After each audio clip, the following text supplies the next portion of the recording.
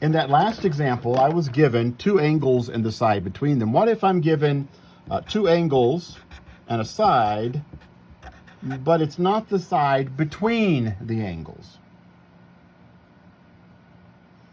So for example, what if I'm given a triangle that looks like this? I'll just draw it. What if I'm given that this angle is 30, this angle is 100. Now in the last example, I gave you the side between the two angles. What if I gave you a different side? What if I told you that side was 8?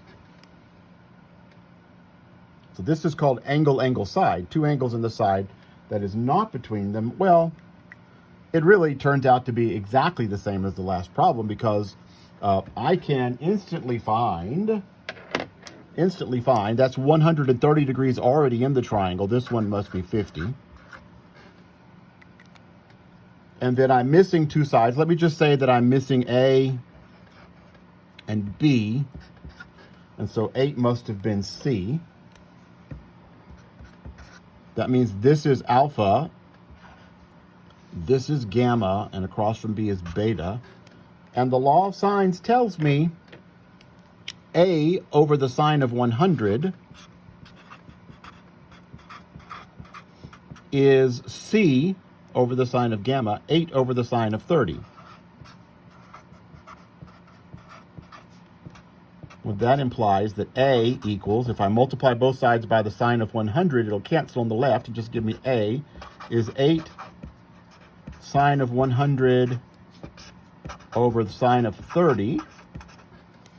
8 sine of 100 divided by sine of 30. Give me that A is 15.76.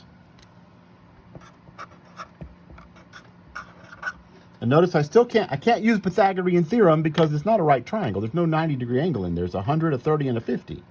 And to find the last side, what's the last side? B over sine 50 is once again 8 over sine 30, which leads me to B is 8 sine 50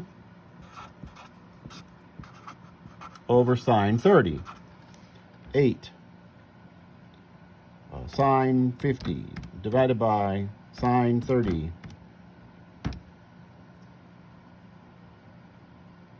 Where is this? Here. B is 12.26 is what I get on my calculator.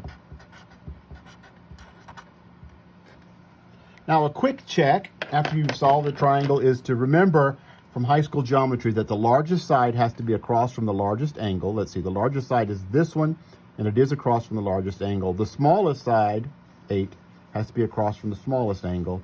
Now, it doesn't mean I've got it right, but if I don't have that, I know I have it wrong.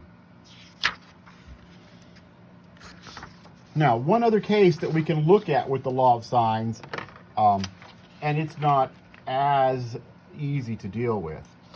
What happens if you're given two sides and an angle?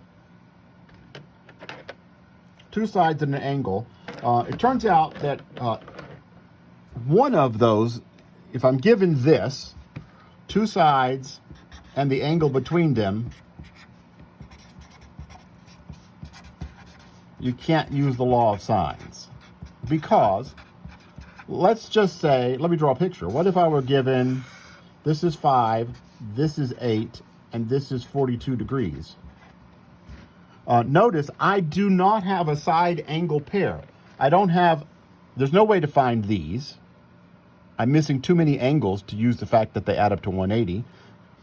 I don't have the angle across from the 8. I don't have the angle across from the 5. I don't have the side across from the 42. I cannot use the law of sines. If I'm given two sides and an angle that is not between them, I can usually use the law of sines. Now, however, weird things happen in this case. Now, your textbook writes these in the opposite order. Side, side, angle. I always write side, side, angle. Your textbook writes them in the opposite order. And if you think about that, it will help you remember this is the weird case. Now, let's talk about why it's weird. I'm going to do it in the next video.